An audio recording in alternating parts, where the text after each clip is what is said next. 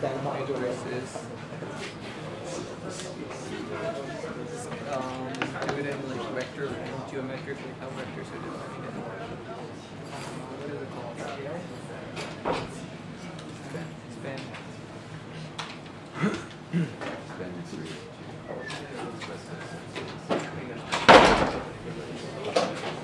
Okay, we can get started, I suppose. There's a USB port here, USB drive here. Somebody looks like one. Okay. So,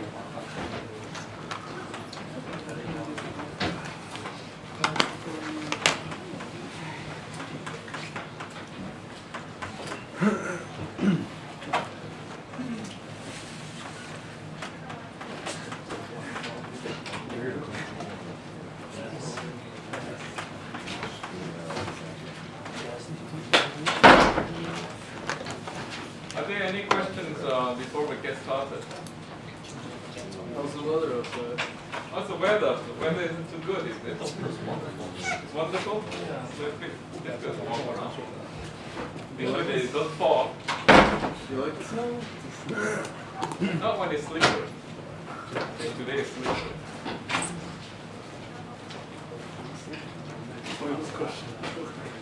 Okay, let's talk about RL circuit today.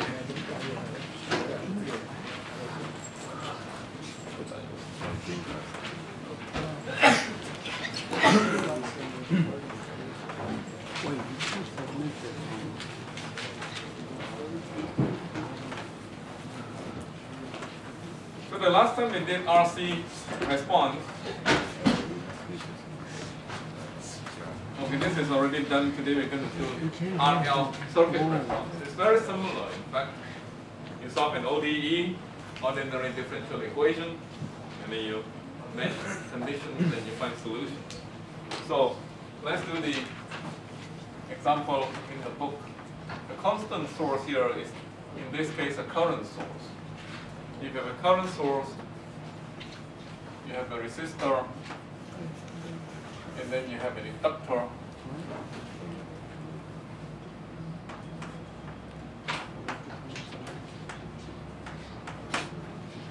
Okay. What is the ideal relationship between a voltage and an inductor?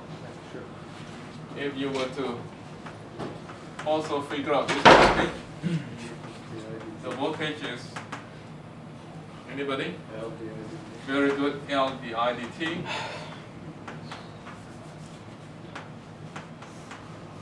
That means that because it's of this, current can't jump.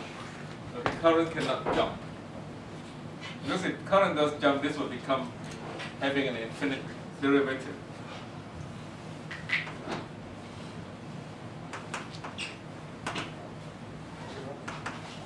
So usually in an inductor, if you have a current, and if you turn something on to get the current to flow, the current will look something like this. Current cannot jump from 0 to something. Okay. So this is not possible, for instance. This kind of scenario is not possible. This is not possible. Current can't jump. Which means that whenever you turn on an inductor, the current has to follow its previous value. Okay, has to follow its previous value. That comes from the physics of the inductor. It has something to do with Faraday's law, Lenz's law, that you cannot inject current into an inductor very easily. There will be an opposing force that prevents you from injecting current into an inductor.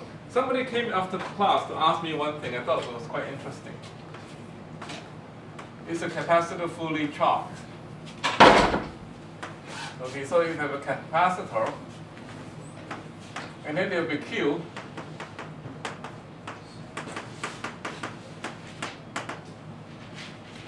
And we have this relationship that Q is equal to CV in a capacitor. A capacitor is, in a sense, never fully charged, because if we were to plot the charge versus the voltage, it will look something like this, where the slope here is C. Okay? So in principle, you can keep charging and charging a capacitor. You can always drive more charged into a capacitor by applying a larger voltage. It is only fully charged with respect to the voltage that you apply. Say if you hook this to a voltage source, okay, it will stop charging after a while because this voltage source cannot drive charges into the capacitor anymore. It will stop charging because of the fact that this voltage is equal to that voltage. When this voltage is equal to that voltage, it stops charging. Okay, it's only fully charged with respect to that voltage. But now if you turn on the switch somewhere, say V2 is larger than V, if you turn on this switch and hook this capacitor to a larger voltage, okay, then the capacitor will keep charging, or you can think of it this way, that you have a scenario where in the beginning it was charging the capacitor in this mode, and then switch it over and charge the capacitor with the second voltage. Then charge will keep flowing into the capacitor. Okay, there will still be charging flowing into the capacitor. So this is the point that I want to take note of, for you to take note of. But let's go back to this, this thing over here. And if this voltage is equal to that, then I can apply Kirchhoff's current law. I can figure out what this current is. And this is the current which I call IT. And the current through that resistor. Okay, the current through that resistor, let's call it IR. Okay, that would just be equal to V of T over R, which would be just 1 over R times L, or L over R pi d dt. Okay, but by Kirchhoff's current law, this current must be equal to the sum of the two currents. IS must be equal to IR plus I.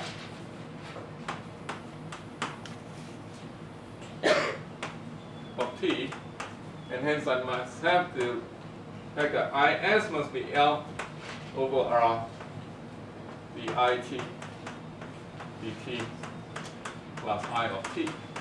Okay? So to write this into a ordinary differential equation in the form that appears in the textbook, I write this as the IT dt and multiply all throughout by L over R. Okay, then that's R over L I of T, and then I sub S. Okay, this is the ordinary differential equation of the first order, because you only have one derivative there. Okay, and in short, this is called ODE. And remember, I played the ODE to join to you last lecture. Okay, ODE. So, what is the solution to this ordinary differential equation? How many kinds of solutions does it have? It has a general solution, a particular solution, and a homogeneous solution. The homogeneous solution is for the case when what happens? The homogeneous solution is for the case when there's no driving source. Rs is equal to 0. Okay, this is usually called a driving zone,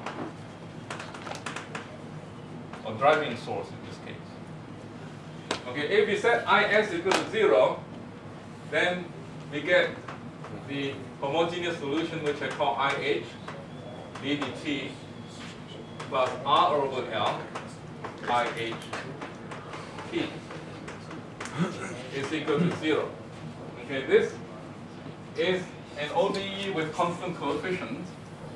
You solve it by substituting an exponential function of t, and then you must substitute in an exponential function that looks something like this, and then with a constant in front, and then you suppose this to be your homogeneous solution of t. Okay? Yes? Wouldn't it be IS times R over L?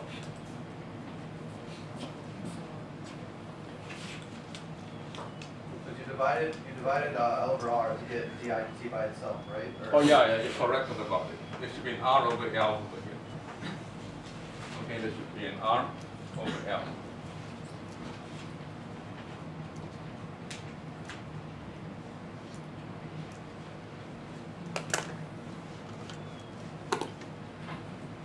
Okay, IS times R over L. Thank you for pointing that out. So if I set the driving source term to be 0, I would look for the homogeneous solution. The homogeneous solution has to be something of this form. Okay, and you can substitute that in very easily because d dt of IHT would be equal to, if you differentiate this, you get 1 over tau A e to the minus t over tau. Okay, and this is just 1 over tau I h of t again. So if you compare the two, this equation and that equation, that should be a minus sign here, I'm sorry. There should be a minus sign. If you compare the two, then you notice that tau must be equal to L over R in order for the homogeneous solution to satisfy that equation over there. Okay.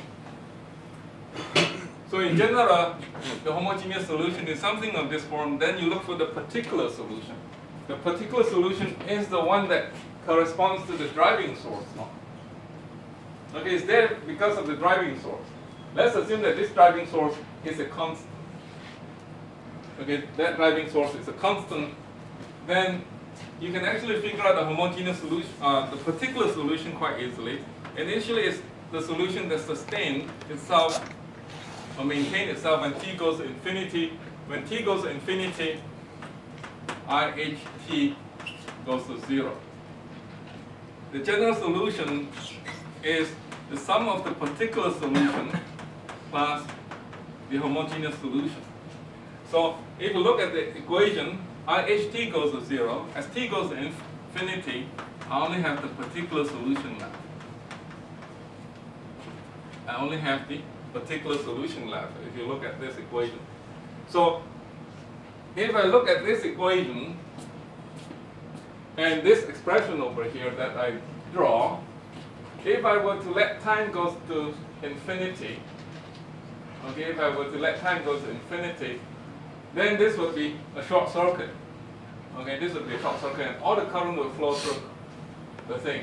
So from this picture I can see that IT goes to IS when t goes to infinity, because this becomes a short circuit. You can also see it from this equation over here. When t goes to infinity, what happens to the I dt? It goes to 0. So this must be equal to that. Okay? So you figure out that the particular solution in two different ways, either looking at the picture or looking at the ordinary differential equation, that the particular solution must be equal to IS. It's just a constant. If I have a constant driving source.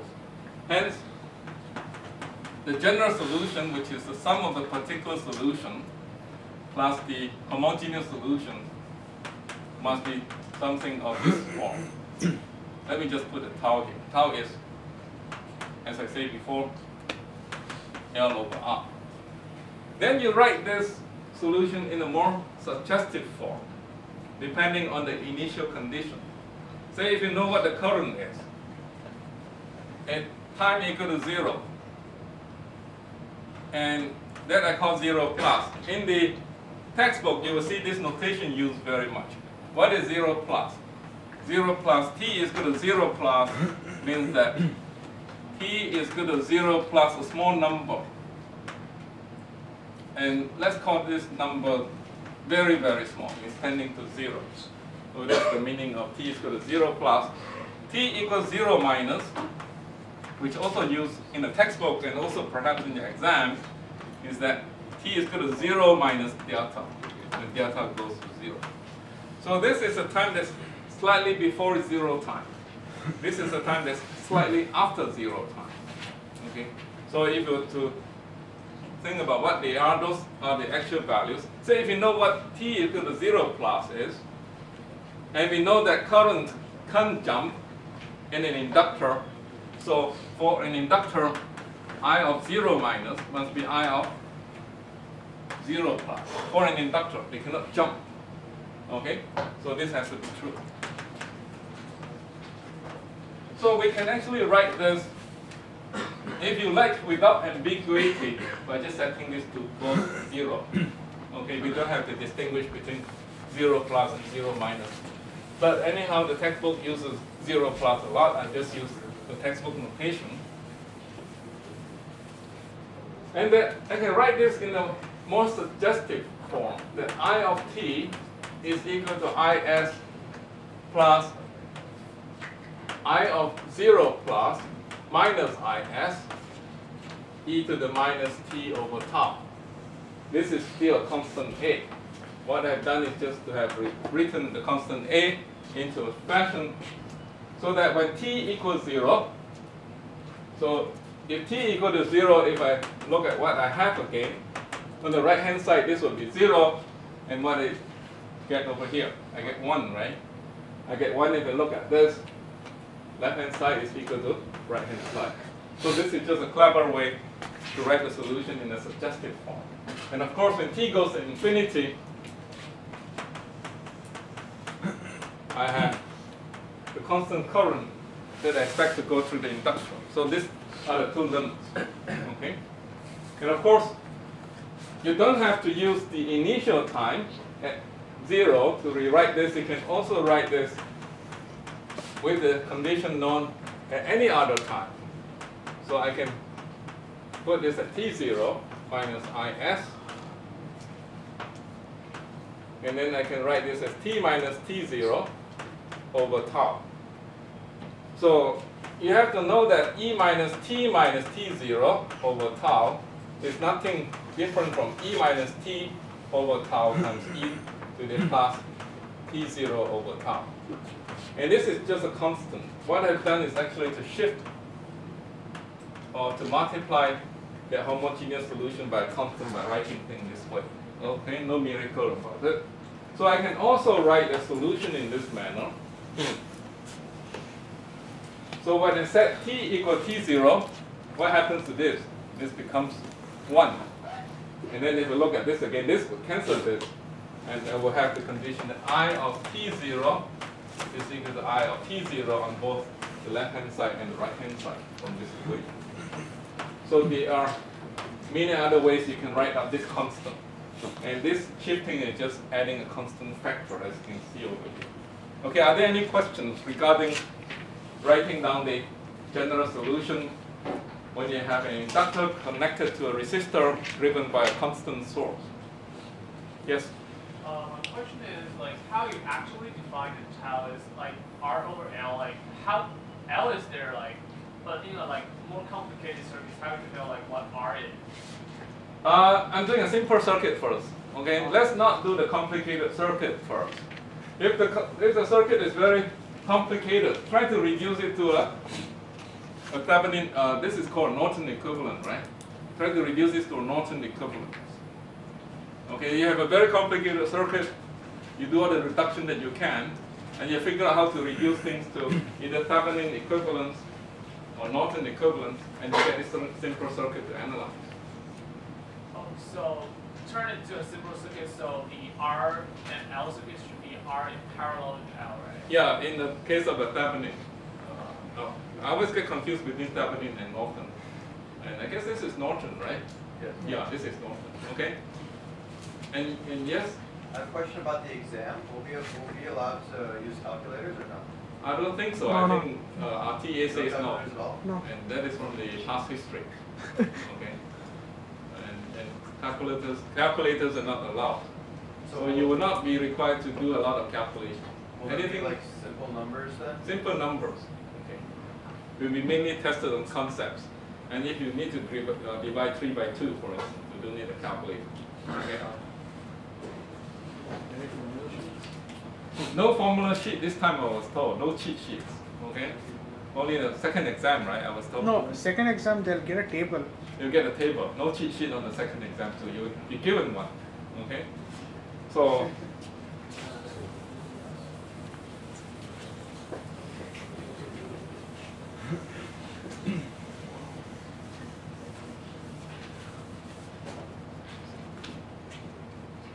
So please take note of this notation, okay?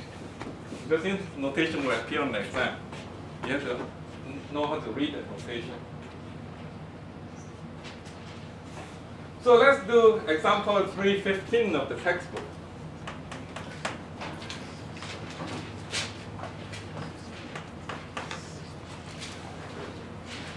And here you have a 2 ohm resistor. Okay, 2 ohm resistor. And then you have another 2 ohm resistor here. Okay, 2 ohm resistor. And then you have a switch. I think the textbook draws the switch wrongly. The switch should look something like this, in my opinion. Okay. You have a 4-volt source over here. And then at t is equal to 0, you turn the switch over. What happens? Before that, the inductor is connected to the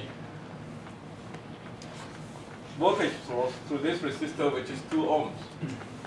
Okay, the inductor is 2 Henry. Okay, so what is the current through the inductor at early time, at the initial time? What is the current through the inductor? Say if you turn the switch over at t is equal to 0, okay? It's equal to 4 volts divided by 2 ohms, right? It's 2 amps. Because the inductor will become a short circuit in steady state. Okay? And then you turn it over, then you have a circuit that has no sources anymore. Okay, you have a circuit that has no sources. You can connect these 2 resistors in parallel. And how many ohms is that resistor? 1 ohm, right? So the voltage, if you allow me to connect it like this, okay, then you have a voltage from the top to the bottom. That voltage is L di dt. And then there's no driving source. Okay, Is is equal to 0 in this problem on the left-hand side. Okay, then you only have homogeneous solution if you go through the ordinary differential equation, if you set up things with the Kirchhoff current law and so on. I would not write down the ordinary differential equation that I had written down somewhere here on the blackboard. With that equation, maybe I can write it down. That equation was just the I dt plus R over L. Okay. I of t is equal to Is times R over L. I better not forget this R over L. Somebody pointed that out to me. So that was the ordinary differential equation for a inductor connected to a resistor, but be aware that this resistor is these 2 ohms connected in parallel. So this resistor is 1 ohm. Okay? So there's no particular solution. The particular solution is 0 because there's no driving source. Okay? So the general solution only consists of the homogeneous solution. Okay, homogeneous solution has 2 parts, with this part going to 0. So then I have this in my solution to this problem. Okay, you can figure out what tau is. Tau is given by this formula. Okay, R is found to be 1 for the total circuit. L is given to be 1, right? So tau is equal to 1. Oh, tau is L is 2. Okay, so this is half then. Tau is 2. So yes, this is 2. Then this is half. This factor is half. So this is 2 amp e to the minus 0.5 t. Okay, that is what you should get. Okay, any questions regarding this? So that was the current that was flowing through this inductor. Okay, this is current that's flowing in this inductor. And then the example further asks you what the power dissipator is. Power dissipation. Okay, so to do that, you need to find the voltage across the inductor.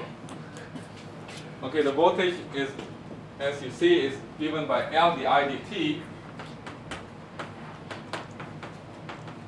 And then if you look at I is given by that thing over here. Okay, so if you plug that in, you have L I0 plus times the IDT will give you minus 1 over tau, okay, e to the minus t over tau. Okay, tau is L over R.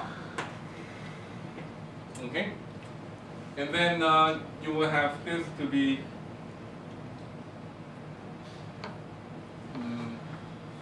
okay. You can do it this way, or you can use the textbook thing and write things down as well.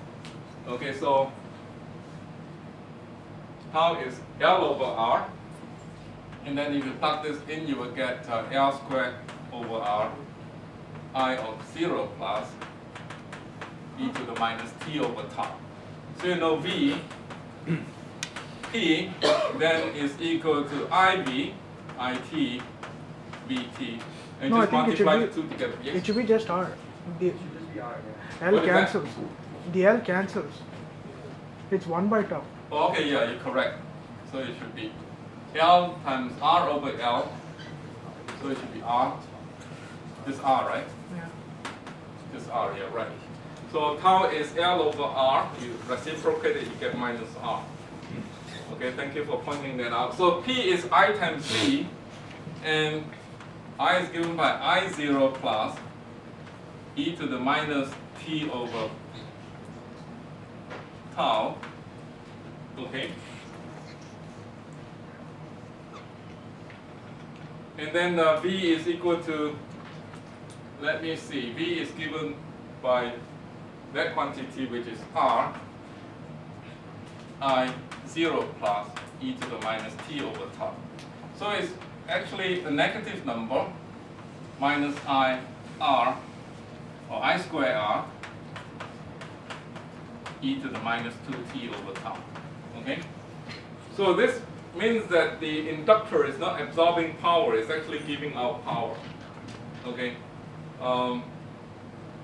It's actually giving out power because initially when you set it up, you sort of pass the current through the inductor. You pass the current through the inductor. If you remember how inductor works, when you pass the current through it, what kind of thing gets generated inside the inductor? A magnetic field. The magnetic field was there before you flip the switch over. Now if you flip the switch over, the energy stored in the magnetic field gets released to the rest of the circuit. So it's giving out energy instead of absorbing energy. That's why you have this minus sign over here. Okay, there are other ways to do this problem.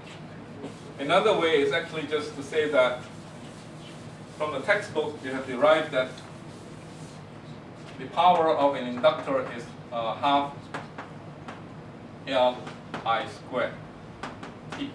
Okay, you get this from the textbook. And then if you look at the thing, okay, the I is given by this thing over here. You plug that in, you will get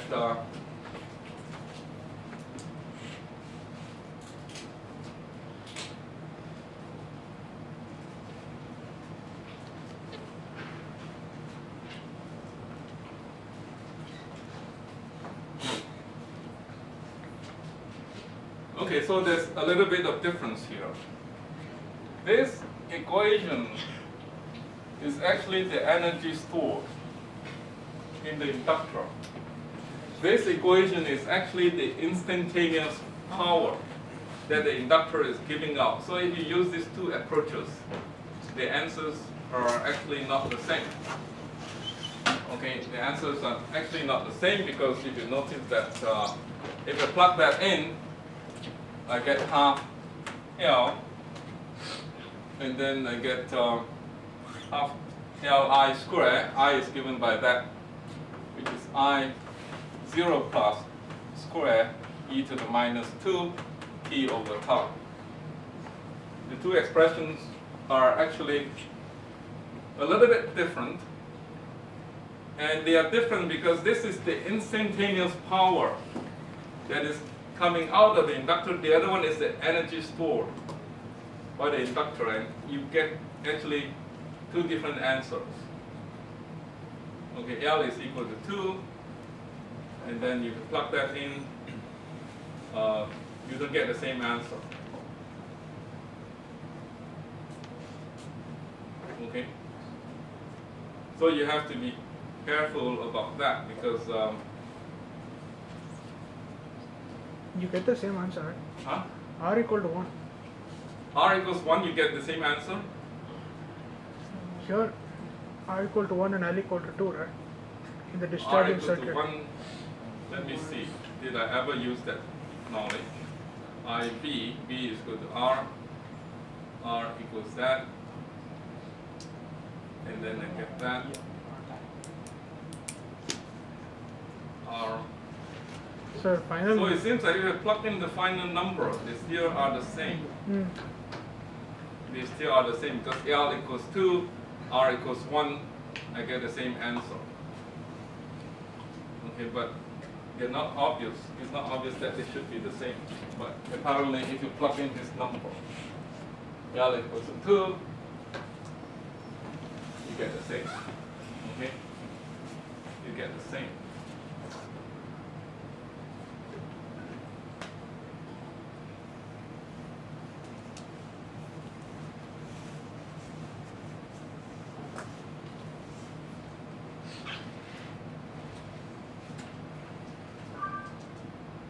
Oh, okay. Actually, this is not P. The textbook example actually calculate W. W is not P. W is the energy storage. P is the power. This is in terms of watts per second. No, this is in terms of joules per second. Is equal to watts. Okay. This is in terms of joules. Okay. The energy storage is given by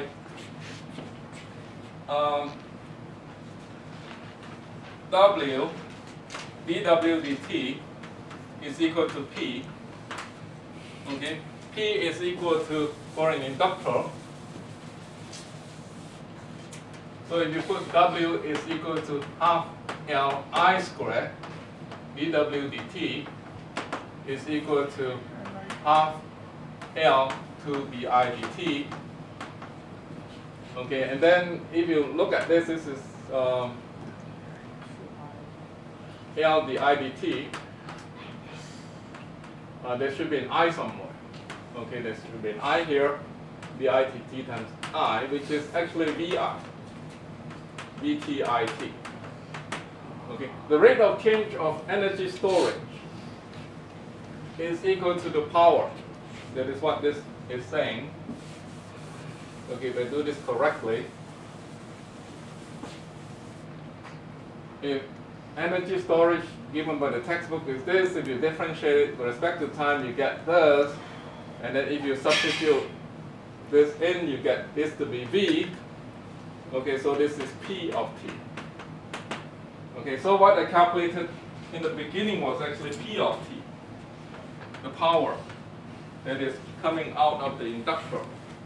And then what the textbook did was actually to calculate this quantity, which is the energy stored in the inductor.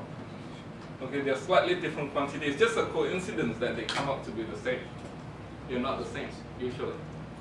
Energy stored and power dissipation are not the same. Okay, do you agree? Okay, you agree, right? They're not the same in general. They just happen to be the same accidentally. Okay? So let me do example 3.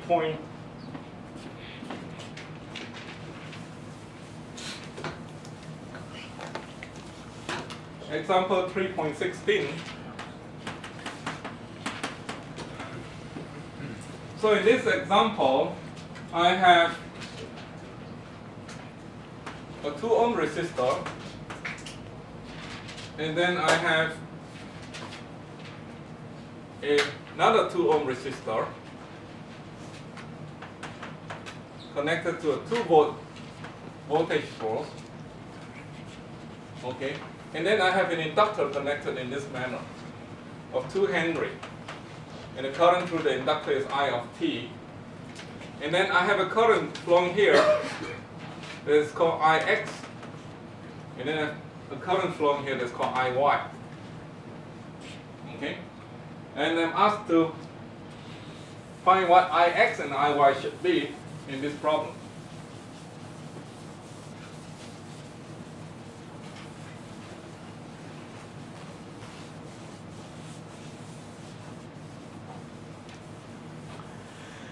So let's assume that I of 0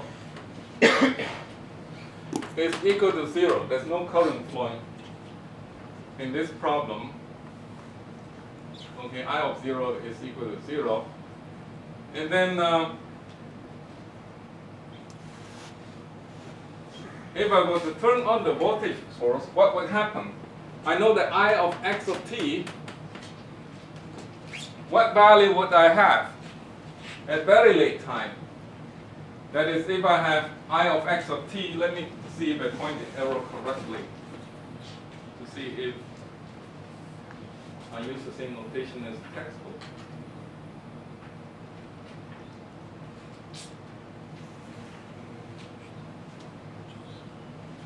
Okay, the textbook uses the fact that this is pointing upward. Okay, what is Ix of t equal to when t goes to infinity? It will go to, this becomes a short circuit, so it will just become 1, okay, 1m. Okay. I of y of t, what would it become when t goes to infinity? It becomes 0 because all the current would prefer to go through here rather than over there. So this must be 0. So those are the two endpoints that we know. Okay? And then L over R, the time constant,